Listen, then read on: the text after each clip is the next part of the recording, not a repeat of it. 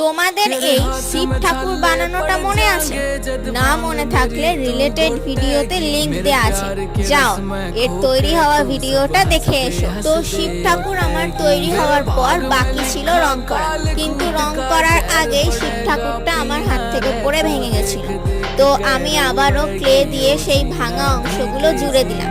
শিব ঠাকুরটা তো বানানো একদম কমপ্লিট। এরপরে আমি ব্ল্যাক অ্যাক্রিলিক কালার দিয়ে পুরো শিব ঠাকুরটা রং করে নিলাম।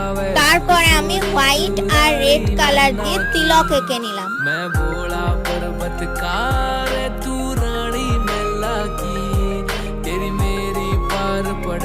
তিলক এঁকে নেওয়ার পর শিব ঠাকুরের রংটা যাতে অনেক দিন ধরে স্থায়ী থাকে তার জন্য আমি ভার্নিশ অ্যাপ্লাই করে নিচ্ছি। তোমরা এই প্রসেসটা কিন্তু একদম স্কিপ করবে না। আর কেমন লাগলো আমার এই হাতে তৈরি বানানো শিব ঠাকুরটা অবশ্যই কমেন্ট করে জানিও, আর চ্যানেলটাকে সাবস্ক্রাইব করে দিও।